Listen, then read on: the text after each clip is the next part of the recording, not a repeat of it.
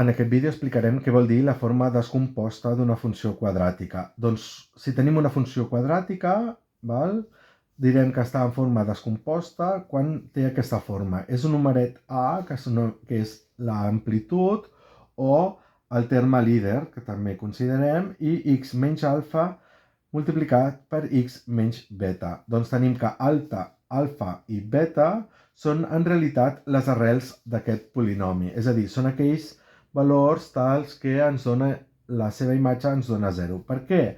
Perquè si calculem f d'alfa, fixem-nos que ens queda a, no?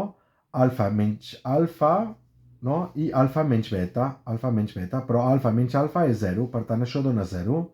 Per tant, alfa és una arrel d'aquest polinomi. I beta, doncs el mateix, no? A, que no el coneixem, beta menys alfa i beta menys beta, no? Doncs ens dona 0. Què vol dir? Doncs que alfa i beta són les arrels del polinomi i això ho utilitzarem per passar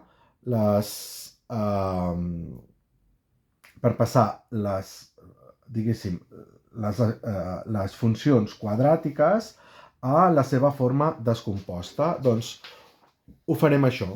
Doncs què és el que tenim? Doncs que per passar de la forma estesa a la forma descomposta, només hem de solucionar aquesta equació. Imaginem-nos que tenim la funció aquesta. F de x és igual a 2x al quadrat menys 2x menys 4.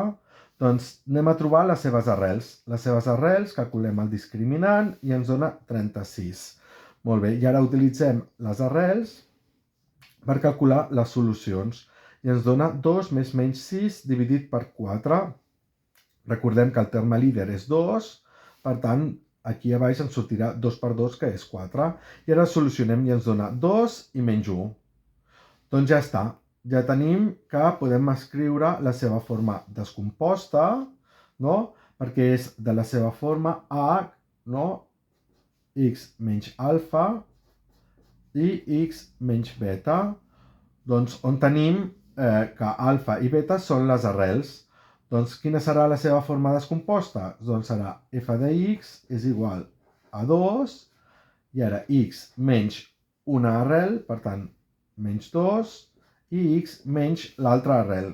Com que és menys 1, serà més 1, no? Perquè serà menys 1. Doncs ja està, aquesta és la forma descomposta d'aquesta funció quadràtica. Ara, podem multiplicar això per això, no? Multipliquem i ens dona x al quadrat menys x menys 2, no? I ho multipliquem per 2, i multipliquem 2 per tota aquesta expressió d'aquí, torna a sortir 2x al quadrat menys 2x menys 4, que era l'expressió original.